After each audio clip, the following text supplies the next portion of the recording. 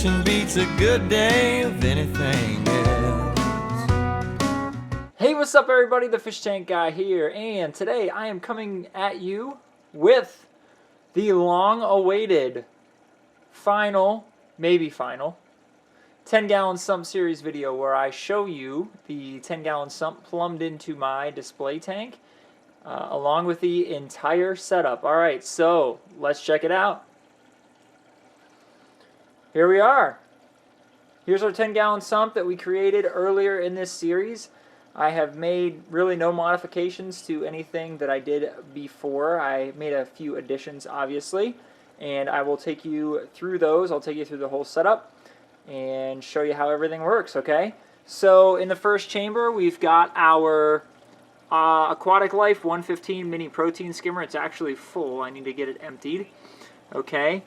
I mentioned that in the previous videos, and in the back there you'll see I have a filter sock where the water is entering the sump from the display tank.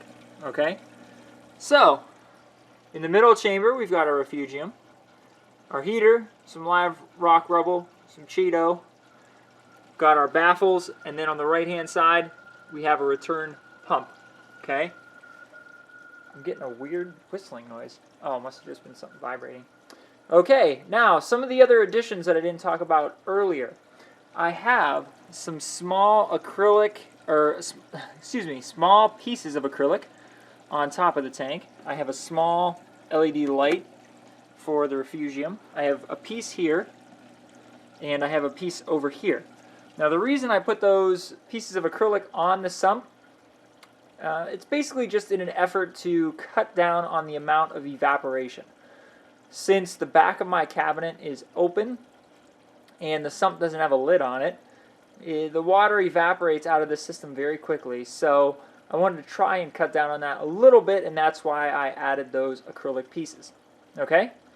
So let's go up to the tank and follow the plumbing. It's very straightforward, as I mentioned in a previous video, but I'm going to show it to you anyway. So up here, as you can see in the back, we've got our overflow box. I'll go around to this side. There's the overflow box. There's our U-tube.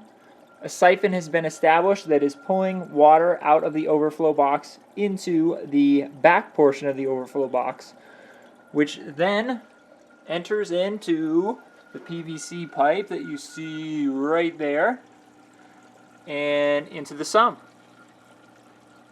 Okay, now in our return chamber, I've got my return pump that I actually upgraded to my old BioCube pump. I will talk about that more in another video, so this might not be the last video in the sump series. Okay, then I've got my PVC return pipe right there. It goes up, and comes out right here. It's a little crooked right now. Should I move it? Sure, there we go. Now, this CVC pipe is actually not in the water. It's above the water. I'm going to change that. I'm going to modify the PVC pipe, but I just recently added that return pump. That return pump is a little taller, and that's why the pipe is out of the water. Now, there are some benefits of having it out of the water. There's no back siphoning that takes place when there is power loss or I turn off the pumps in the system, so that's kind of good. So I might leave it that way. The only reason I don't really like it where it's at right now is because of how high it's sticking out of the tank. So aesthetically it looks kind of yucky, you know.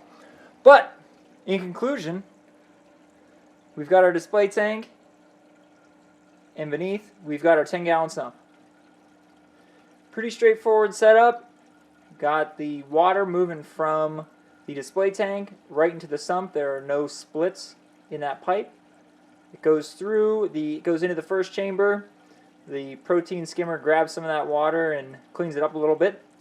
We've got the water then flowing into our refugium where we have our heater and our live rock rubble and our Cheeto.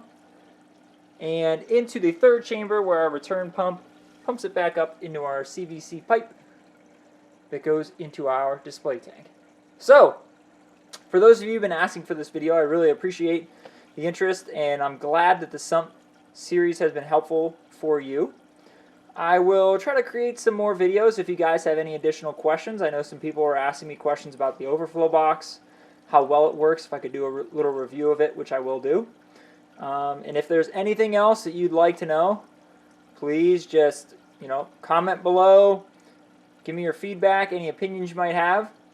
And, as always, if you have not yet subscribed, I'd really appreciate if you could do so. That would be great. And, okay, until a future Fish Tank Guy video, I will see you guys soon.